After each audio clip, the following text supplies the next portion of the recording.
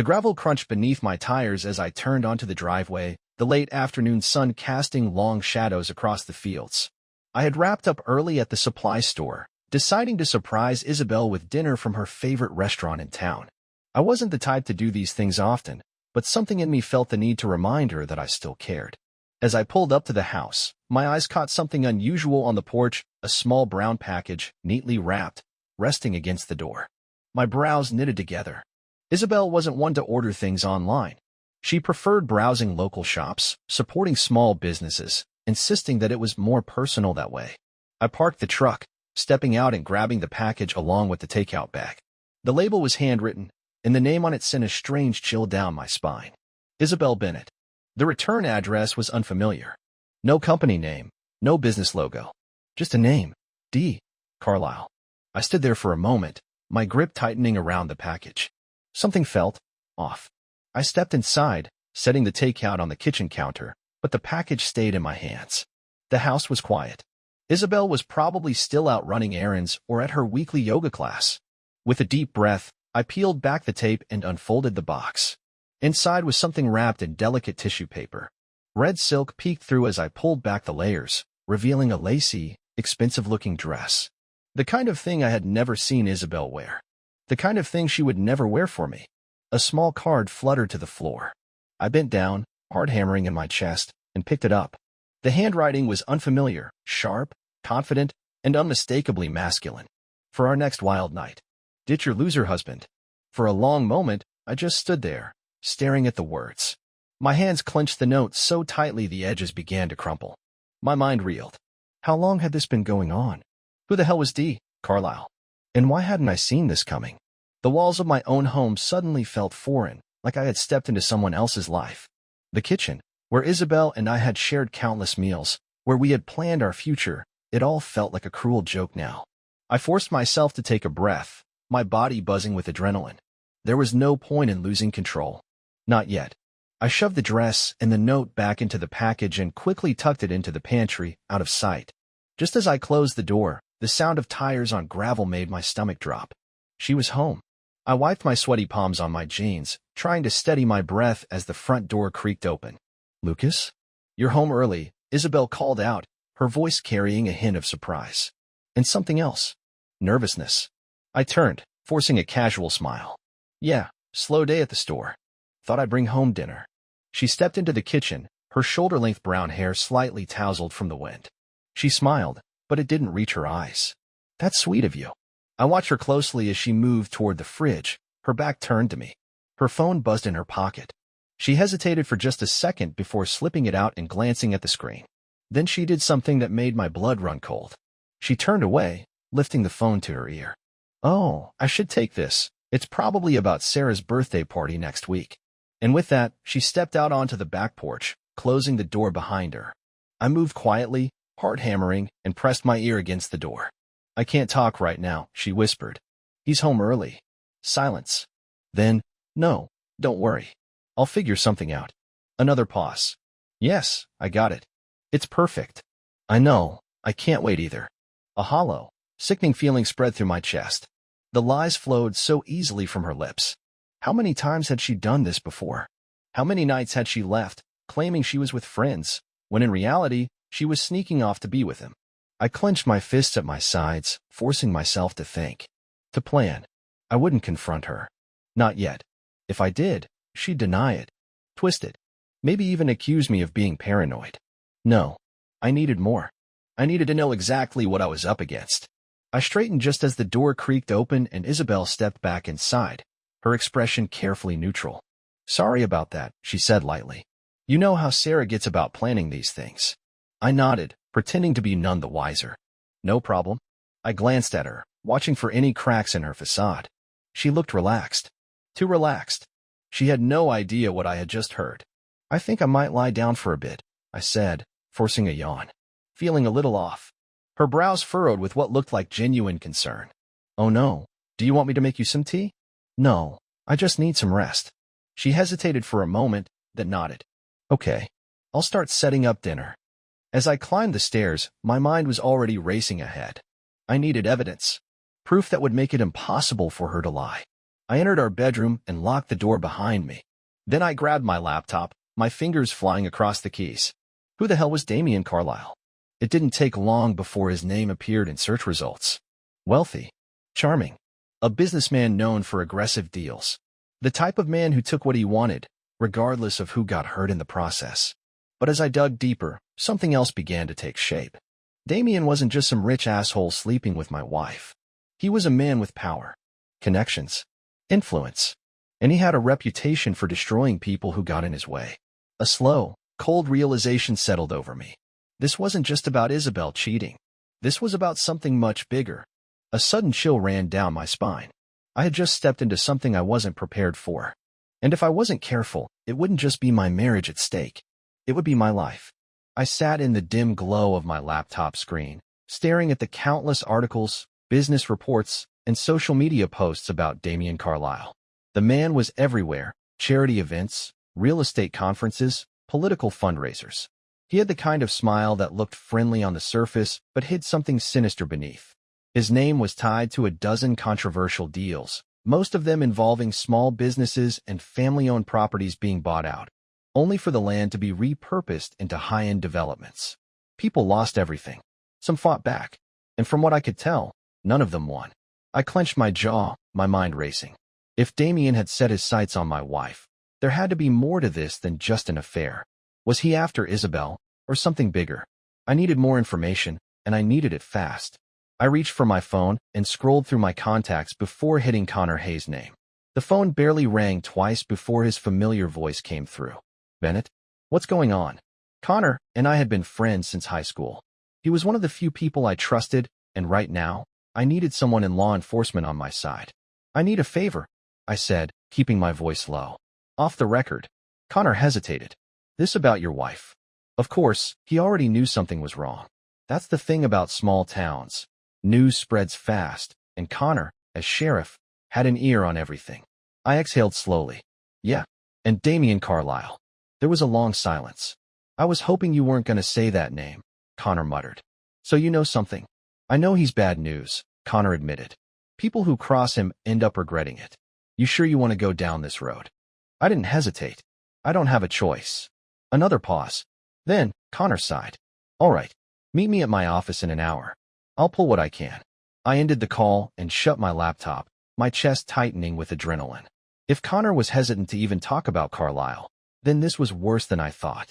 The sheriff leaned back in his chair, rubbing a hand over his stubbled jaw as he read over a file in front of him. His office smelled like coffee and cheap paper. This is what I could dig up in a hurry, he said, sliding the file toward me. None of it's solid enough for an arrest, but there's a pattern. I opened the file and skimmed through the pages. Property acquisitions, shell companies, confidential complaints from business owners, unexplained disappearances. I looked up. Disappearances? Connor nodded grimly. It's all unofficial. No bodies, no proof of foul play. But these were people who fought back against Carlisle's deals. He gestured toward one report. This guy, William Carter, owned a family diner. He refused to sell when Carlisle wanted the land for a luxury hotel. 2 weeks later, he packed up and moved away. Never told anyone. Never contacted family. Just gone. I felt a cold knot in my stomach. And now, Carlisle has his eyes on my wife. Connor's expression darkened. It's possible he's just screwing around. But if he's got other plans, you need to be careful. He doesn't like to lose. I closed the file and exhaled through my nose. I'm not planning to lose either. By the time I got back home, Isabelle was already in bed. I moved silently through the house, my thoughts racing. I had to be smart about this. I retrieved my laptop and began digging deeper. If Carlisle was a predator, I needed to know exactly how he operated. I hacked into Isabelle's iCloud. Not my proudest moment, but I needed to see her messages. My pulse pounded in my ears as I scanned through her conversations. Then I found it. Damien Carlisle. Their texts weren't frequent, but they were enough. Flirtation. Secret plans. And then the real kicker. Can't wait to see you again this weekend. Everything's falling into place. Falling into place? My grip tightened on the mouse. This wasn't just an affair. Something bigger was happening. I scrolled through the messages again. Then my eyes landed on something that made my blood run cold. Damien. Once it's done, you won't have to worry about Lucas anymore. I sat there, staring at the words, my heartbeat pounding in my skull. He wasn't just sleeping with my wife. He was planning to get rid of me. I wasn't going to wait around and let this bastard make the first strike. I started small. A test. When Isabelle left for her errands, I slipped a GPS tracker under her car seat and waited. Sure enough, an hour later, the tracker pinged at a hotel on the outskirts of town. I clenched my teeth. She hadn't even tried to be discreet. Grabbing my phone, I dialed another number. Madeline Brooks. She picked up on the third ring. Brooks. It's Lucas Bennett. You still chasing that Carlisle story? She hesitated, then lowered her voice. Yeah. What? Because I have something for you. I parked a few blocks away from the hotel and waited. The GPS tracker showed Isabelle's car still in the lot. I lifted my camera and zoomed in on room 306. The curtains were drawn, but the light inside flickered as shadows moved past. The minutes crawled by. Then, just as I started to think I'd missed them, the door swung open. Isabelle stepped out first. She was laughing. Her hair was tousled, her makeup slightly smudged. She looked happy. I wanted to be sick. Then Damien Carlisle walked out behind her. Tall, confident, smug. He leaned in, whispering something against her ear, and she giggled, running a hand over his chest. My hands shook as I tightened my grip on the camera. This was it. The undeniable proof. I could end them both right here. 100 different impulses raced through me, but I forced myself to wait. No confrontation. Not yet. I needed to be smart.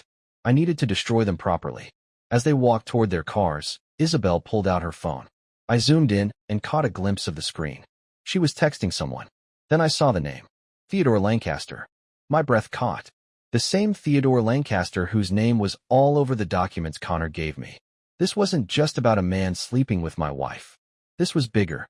This was war. The house was silent when Isabelle returned. I sat at the kitchen table, staring at the untouched dinner on my plate, a bottle of whiskey beside it. She walked in, brushing her hair back, acting like nothing had happened. You didn't eat? She asked, glancing at the cold food. I forced a smile. Lost my appetite. She hesitated, searching my face, but I gave her nothing. I had become an actor in my own home, pretending I didn't know she had spent the night wrapped in another man's arms. Long day? She tried again. I nodded. Yeah, you. She turned away, busying herself at the sink. Same. Just errands. I watched her, wondering how easily the lies came to her now. Did she ever feel guilty? Did she look at me and feel even a shred of remorse? Or had I already become a stranger to her? The thought sat heavy in my chest. There was a time when she looked at me like I was the only man in the world. Now, I was just an obstacle, something to be moved aside. She leaned against the counter, sipping water. I think I'll go to bed early. You coming? I shook my head. Not tired yet. She nodded, disappearing upstairs. I listened to her footsteps fade, then the soft creak of our bedroom door closing. Only then did I let out a slow, shuddering breath. I had loved her. God help me, I still loved her. But love didn't matter anymore. I sat there for what felt like hours, staring at the whiskey, at the untouched food, at the life I thought I had. Then I stood up, grabbed my keys, and walked out. I needed answers. Connor met me at the diner, looking as tired as I felt. He slid into the booth across from me, running a hand through his hair. Tell me you didn't do something stupid. I huffed out a humorless laugh. Not yet. His eyes searched mine. You sure you want to go through with this? I leaned forward. Connor, he told her I won't be a problem soon. His expression darkened. Yeah, that part's been bothering me. You dig up anything else? He slid a folder across the table. Nothing concrete, but I talked to a few people. Carlisle's got a reputation. If he wants something, he gets it. One way or another. I flipped through the pages. Business deals. Lawsuits that never went anywhere. Properties taken over just before their owners mysteriously moved away. He'd done this before. And now, I was in his way. Connor sighed. You know what this means, right? He's not just screwing around with your wife. He's setting something up. I clenched my jaw. Then we set something up too. He studied me for a long moment. What are you thinking? I looked out the window, past the flickering neon sign, into the darkness beyond. I want him to know what it feels like to lose. Back home, I sat in the truck for a while, watching the house. Isabelle's light was still on. Did she even miss me? Did she ever lie in bed, remembering the way things used to be? The nights we stayed up talking until dawn, the mornings when she'd pull me back into bed, laughing, loving me? Or was all of that gone? I let out a shaky breath, gripping the wheel. I had to stop thinking like that. The woman I loved was gone. The one inside that house? She was just another stranger. I went inside and got to work. I pulled out my laptop, checked the hidden camera footage. She had called him again. Damien Carlisle. I played the recording, my stomach twisting at the sound of her voice. I have it. A pause. No, he doesn't know. He's completely in the dark. I closed my eyes, inhaling sharply. I had been her husband for 10 years. She had been lying to me for how long? Months? A year? I scrubbed a hand over my face, forcing myself to focus. I found the package he had sent her, the one I had hidden away. The red dress. A thought crept into my mind, dark and cruel. I pulled out a small bottle of itching powder I had bought earlier. I worked carefully, dusting it into the seams, the collar, the sleeves. Just enough to make it unbearable. It was petty. I knew that. But I needed this. I needed to know that tonight wouldn't be perfect for them. The next day, she kissed me goodbye before leaving for her errands. I kissed her back. And then I followed her. The GPS tracker worked perfectly. She drove to a hotel, the same hotel. I parked down the street, keeping my distance. Then I waited. An hour passed. Then another. And then the door to their room burst open. Isabelle stumbled out, clawing at her arms, her neck, her face. She gasped, trying to tear the dress off, her skin turning red, inflamed. Carlisle followed, confused at first. Then he started scratching too. He cursed, pulling at his collar, then his sleeves, trying to figure out what was happening. She sobbed, shaking. It burns. Oh, God, it burns. He grabbed her shoulders, but she shoved him away. Don't touch me. Hotel staff appeared, asking questions, trying to help. I sat in my truck, watching it all unfold, my camera capturing every second. It wasn't enough. Not yet. But it was a start. I pulled away before they could see me, my mind already working on the next step. They weren't just going to lose. They were going to fall. The laughter was gone. The easy confidence. The arrogance. I saw it in the way Damien Carlisle walked now, his usual swagger reduced to tense, jerky movements, as if he was expecting something to happen at any moment. He scratched at his wrist absently, a lingering reaction from the itching powder I had laced into that damn red dress. Good. I had watched him make a fool of himself outside that hotel, watched Isabelle scream and claw at her own skin, and for the first time in weeks, I had felt something other than pure rage. Satisfaction. But that wasn't enough. Not yet. Because no matter how much I wanted to enjoy their misery, this wasn't over. Carlisle still had power. Connections. And I knew men like him didn't just back down. He would regroup. Strike back.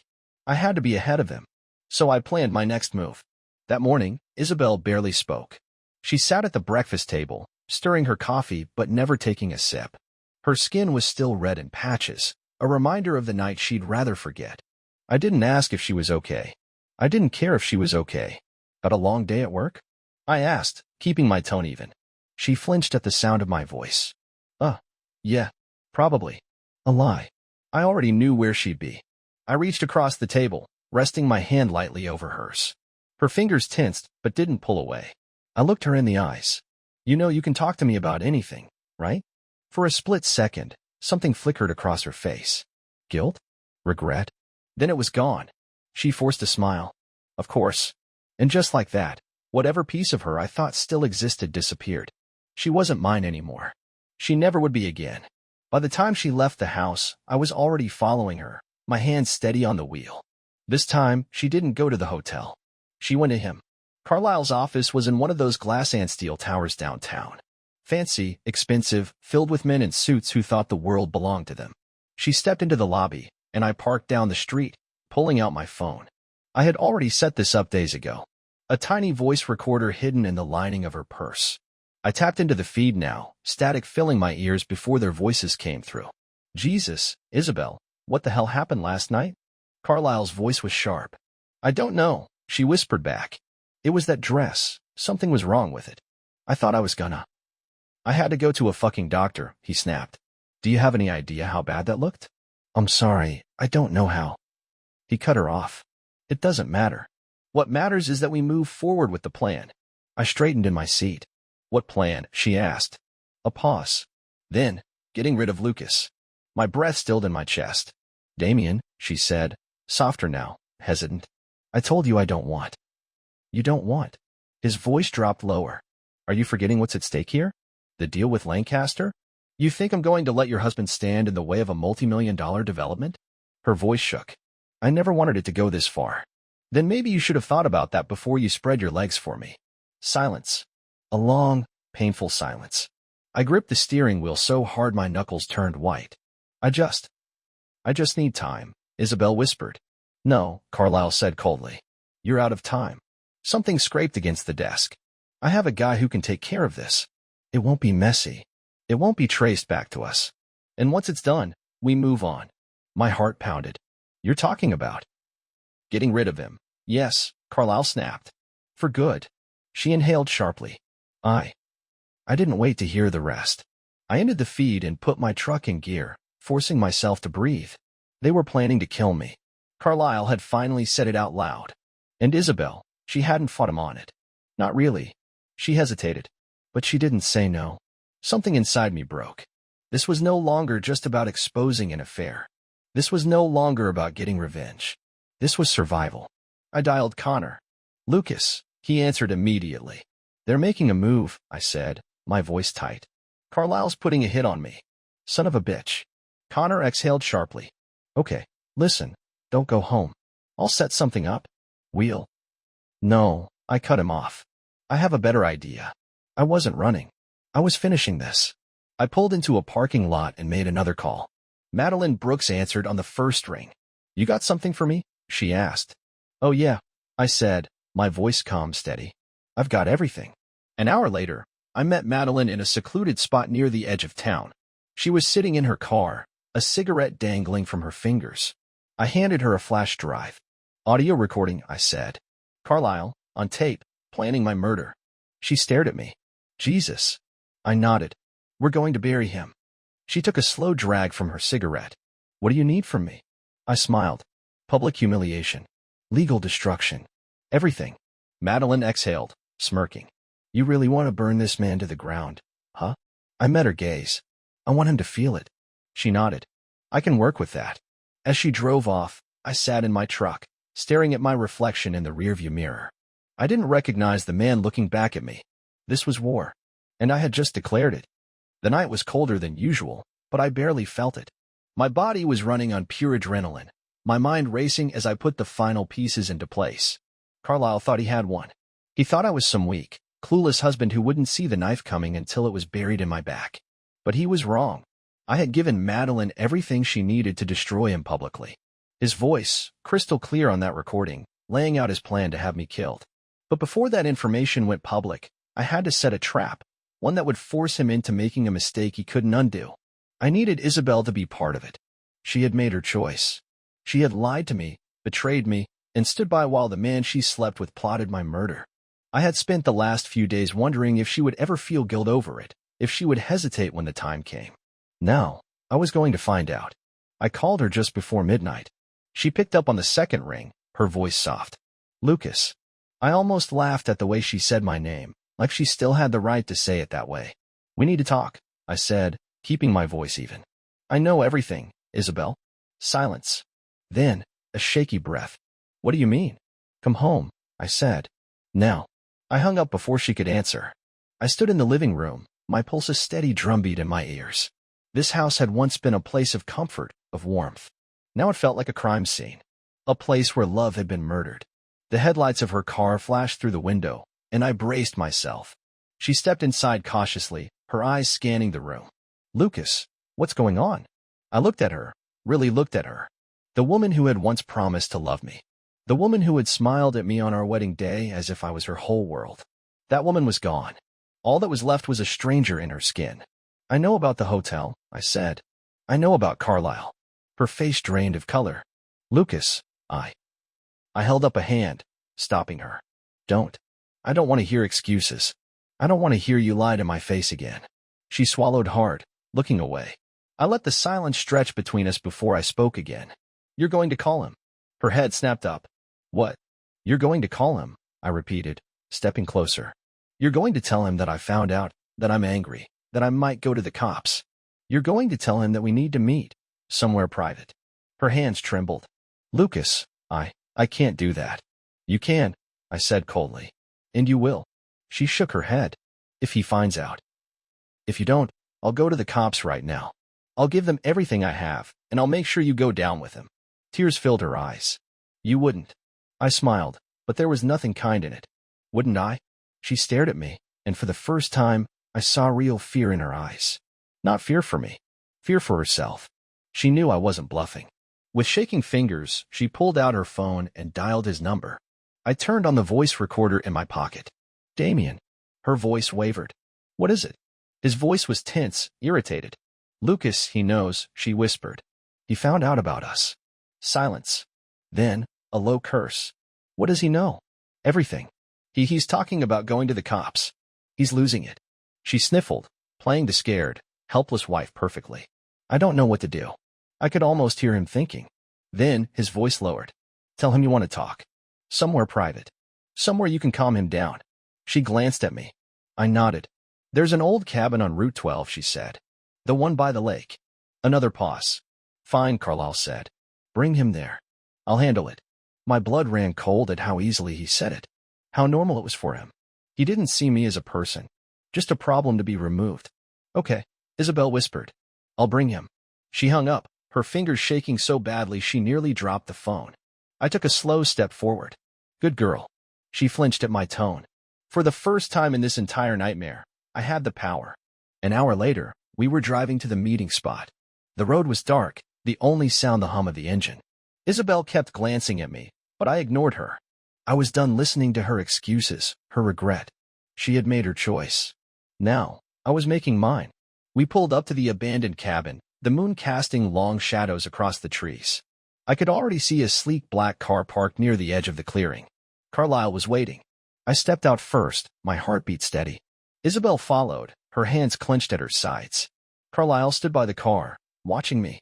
His expression was calm, collected, like he had already decided how this night would end. You must be Lucas, he said, his voice smooth. I smiled.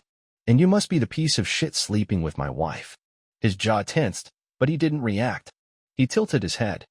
You said you were thinking about going to the cops. That would be a mistake. I think trying to kill me was a mistake. I shot back. He exhaled, like I was exhausting him. You don't understand how this works. You're out of your depth. I laughed. Am I? He nodded toward Isabelle. She told you everything. And yet, here you are. You still trust her. I turned to her slowly. Do I? She swallowed hard, shaking her head. Lucas, please. Her phone rang. She flinched, looking down at the screen. Carlisle frowned. Who's calling? She hesitated. He took a step forward. Isabelle. Who's calling? She didn't answer. Because she didn't have to. My phone rang at the same time. Carlisle's eyes snapped to me. I pulled my phone out slowly, turning the screen toward him. Connor's name flashed across it. Carlisle's face changed. He knew. The police were already on their way. Sirens wailed in the distance, cutting through the silence like a knife. Carlisle turned to run, but I grabbed his wrist, twisting it hard. He grunted, stumbling forward, just as headlights flooded the clearing. Red and blue lights. Shouting. Orders. Carlisle thrashed in my grip, but it was over. The police swarmed the area, and within seconds, they had him pinned. Handcuffed. On his knees. I stepped back, breathing hard. Connor approached, glancing between me and Isabelle. You okay? I nodded. I am now. Carlisle spat blood onto the dirt. You think this is over? His eyes burned into mine. I'll get out. I always do. I crouched down, my voice low. Not this time. He didn't respond. Because he knew I was right. The night air was thick with tension, the flashing red and blue lights painting the abandoned cabin in eerie shades of justice. Carlisle was on his knees, handcuffed, his face twisted in a mixture of rage and disbelief. He had spent years playing God in this town, ruining lives without consequence. And now, here he was, reduced to a pathetic man in the dirt, his empire crumbling around him. I had won, but it didn't feel like a victory. Connor stood beside me, arms crossed, watching as his deputy secured the scene. We got him on enough charges to keep him locked up for a long time, he said. Solicitation of murder. Fraud. Blackmail. And with the recording you gave us? He's finished. I nodded, but my eyes remained on Carlisle. He wasn't yelling. He wasn't struggling. He was watching me, like he knew something I didn't. A slow smirk crept onto his face. You think this is over? I didn't answer. He let out a low chuckle, shaking his head. You really believe the people I work with are just going to let this slide? Connor stepped forward. That sounds like a confession, Carlisle. Carlisle ignored him, his eyes still locked onto mine. You're a dead man, Bennett. His voice was almost conversational, like he was discussing the weather. You have no idea what you've done. For the first time that night, a chill ran through me. Because he wasn't bluffing. Carlisle had friends, powerful ones. I had cut off the head of the snake, but there were still others waiting in the shadows. And they were watching. Connor's grip tightened on his holster. You just keep digging your own grave, don't you? Carlisle smirked. I don't need to. Someone else will do it for me. The deputies hauled him to his feet and shoved him toward the squad car. He didn't fight. Didn't resist. He just kept smiling. A promise. A threat. I exhaled, rubbing my hands over my face. It wasn't over. It would never be over. Carlisle might have been going to prison, but his world wasn't done with me yet. Connor clapped a hand on my shoulder. We'll keep an eye on things. But for now, go home. Get some rest. I gave him a tired nod. Yeah, sure. But I wasn't going home. Not yet. I walked back to my truck, ignoring Isabelle's wide, tear-filled eyes as I passed her. She had been standing near the trees the whole time, frozen, watching everything unfold. I didn't look at her. I had nothing left to say. I drove out of the clearing, my hands gripping the wheel tighter than necessary. I wasn't going to celebrate. Wasn't going to let myself feel relief. Because this wasn't the end. I had taken down Carlisle, but the bigger enemy was still out there. And they would come. I needed to be ready. By the time I reached Madeline Brooks' office, the adrenaline was wearing off. She was waiting for me, a cigarette in one hand, a whiskey glass in the other. So, she said, exhaling smoke. He's in cuffs. For now. She nodded, tossing a folder onto the desk. Then we need to hit them while they're weak. I opened the folder. Inside were documents. Names. Transactions. Proof that Carlisle wasn't the only player in this game. Theodore Lancaster. A real estate mogul. A name I had only heard in whispers before. He was bigger than Carlisle. Smarter. More dangerous. And now? He knew my name. Madeline took a sip of her whiskey. I made some calls. Lancaster is already scrambling. He knows Carlisle is done for, and now he's trying to clean up the mess. I flipped through the papers. What's our move? She grinned. Expose him. Carlisle was sloppy. But Lancaster? He's been playing the long game. We take him down next, and this whole operation falls apart. I let out a slow breath. I should have been exhausted. But instead, I felt something else. A purpose. This wasn't just about revenge anymore. This was about justice. I returned home as the first signs of dawn crept over the horizon. The house was dark, but I knew she was awake. Isabelle was sitting at the kitchen table, her hands wrapped around a mug of tea. Her eyes were red, her hair a mess. She looked small. She looked lost. I leaned against the doorway, silent. She lifted her gaze to mine. I didn't want this. I laughed, but there was no humor in it. Didn't you? Tears welled up in her eyes. I was scared. Stop. I cut her off. Just stop. She flinched. I sighed, running a hand through my hair. I'm filing for divorce. Her breath hitched. Lucas. I can't forgive you, Isabelle, I said, my voice tired. And I won't pretend to. Tears slipped down her face, but she didn't argue. She knew it was over. I grabbed my keys and turned to leave. Where are you going? She whispered. I paused. Then, without looking back, I said the only thing that mattered. To finish this. Carlisle was just the beginning. Lancaster was next. And I was going to burn his world to the ground.